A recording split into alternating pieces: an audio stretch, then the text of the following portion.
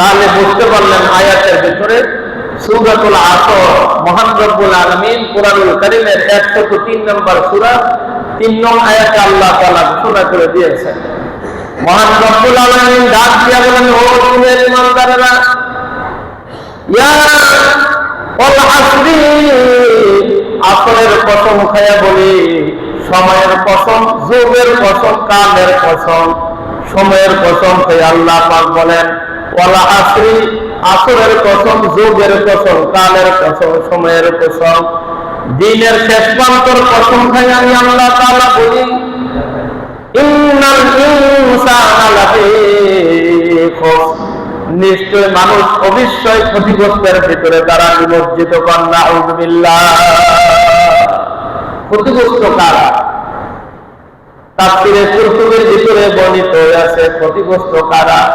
ইন্নাল ইনসানা লাফি খুসর, আল্লাহ রাব্বুল আলামিন বলেছেন লাফি খুসর, ক্ষতিগ্রস্ত হলো ওই সমস্ত লোকেরা, তারা হলো আবু জাহেল, তারা হলো আবু লাহাব, তারা হলো উতবা, তারা হলো সাইবা, তারা হলো মুগীরা বিন ওয়ালিদ, বড় বড় কাফেরেরা, গোয়ালেরা, নাস্তিক, মুরতাদ, মুনাফিক, বেঈমান যারা দুনিয়াতে আছে, আল্লাহকে যারা অস্বীকার করে, রাসূলকে যারা অস্বীকার করে, পরকালকে যারা অস্বীকার করে, কোরআনকে যারা অস্বীকার করে, ইসলামকে যারা অস্বীকার করে, অবশ্যই এই বেঈমানগুলো দুনিয়ার জমিনে ক্ষতিগ্রস্ত। কন্যা আউযুবিল্লাহ। তাহলে বুঝতে পারলেন আল্লাহ তাআলা বলছেন কি, ওয়াল আসরি, সময়ের কসম, কালের কসম, যুগের কসম, ইন্নাল ইনসানা লাফি খুসর, নিশ্চয় মানুষগুলো ক্ষতিগ্রস্তের ভিতরে আছে।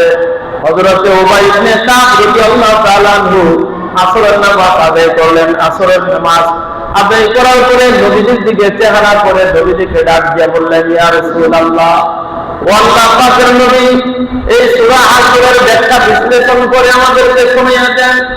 নবীজি ডাক দিয়া বলিয়াছে, সারা দুনিয়ার উম্মতরা শুনিয়া নাও, সমস্ত মানুষ ক্ষতিগ্রস্ত বলতে ওই সমস্ত লোকদেরকে বোঝানো হয়েছে। তিনি হলেন আবু জাহেল, তিনি হলেন আবু লাহাব, তিনি হলেন উতবা, তিনি হলেন সাইবা, তিনি হলেন মুগীরা বিন ওয়ালিদ। যে সমস্ত বেঈমানেরা, নাফরমানেরা, মুনাফিক, বেঈমানেরা রাসূলকে দিনে রাইতে 24 ঘন্টা রাসূলকে শুধু আঘাত দিয়েছে, ব্যথা দিয়েছে, কষ্ট দিয়েছে, রাসূলের ধর্মগুলো খরচ করার জন্য প্রচেষ্টা করিয়াছে, এই সমস্ত বেঈমানেরা নিঃসন্দেহে ক্ষতিগ্রস্ত। কন্যা আউযুবিল্লাহ। তাহলে মানুষ ক্ষতিগ্রস্ত তারা কারা?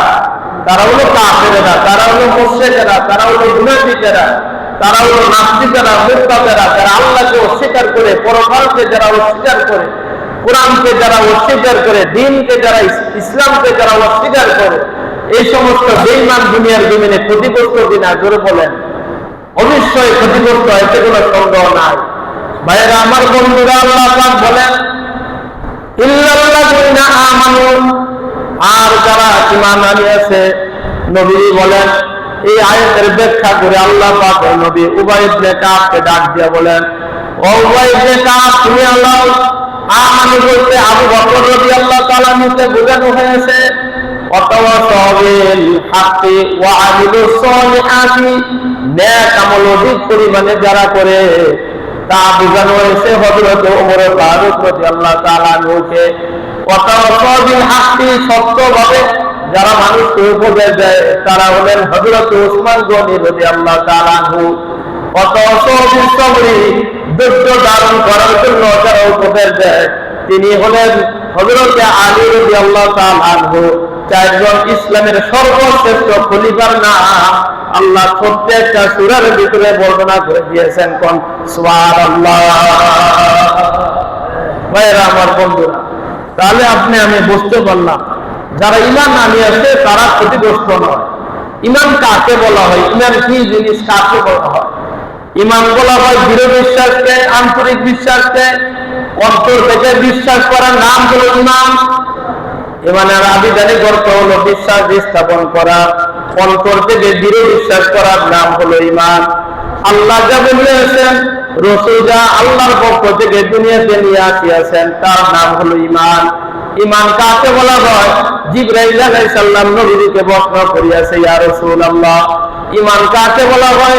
আল্লাহ পাকের নবী ইরশাদ করে দিয়েছেন, তুমিনা বিল্লাহি ওয়া মালাইকাতিহি ওয়া কুতুবিহি ওয়া রুসুলিহি ওয়াল ইয়াউমিল আখিরি ওয়াল কদরি খাইরিহি ওয়া শাররিহি মিনাল্লাহি তাআলা ওয়াল বা'সি বা'দাল মাউত।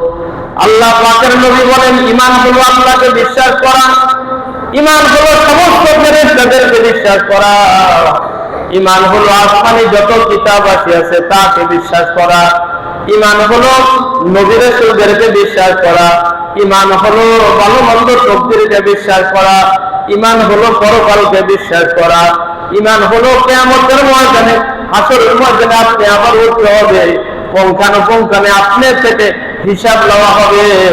হিসাবের উত্তর যদি সঠিকভাবে দিতে পারেন ডাইরেক্ট আল্লাহর জান্নাত হয়ে যাবে, আর যদি গরমিল হয়ে যায় তাহলে পরিণাম হয়ে যাবে জাহান্নামের আগুন। কন্যা হুজুবিল্লাহ। ভাইয়েরা আমার বন্ধুরা, ঈমান কাকে বলা হয়? ঈমান বলা হয় আন্তরিক বিশ্বাসকে,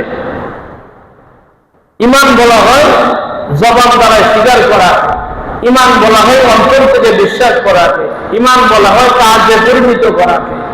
আপনি জবান দিয়ে শুধু বললেন আল্লাহ এক, আল্লাহ ছাড়া কোনো মাবুদ নাই, কিন্তু আল্লাহকে রব হিসাবে মান্য করে আপনি নিলেন না, আল্লাহর হুকুম আসমান দুনিয়াতে মেনে চললেন না, আল্লাহর আদেশগুলো মানলেন না, আল্লাহর নিষেধ থেকে আপনি বিরত থাকলেন না, যে আল্লাহ আপনাকে 24টা ঘন্টায় নাকের ডলা দিয়ে সাতটা নিতে আছে আনতে আছে, যিনি খাওয়ায়, যিনি পালে, যিনি লালন পালন করে, যিনি হায়াত দিয়েছে, যিনি মৃত্যু দিবেন, দুনিয়াতে শান্তি তিনি কেবল দেন, পরকালে কেবলমাত্র তিনি জাহান্নাম থেকে মুক্তির ভয় ছাড়া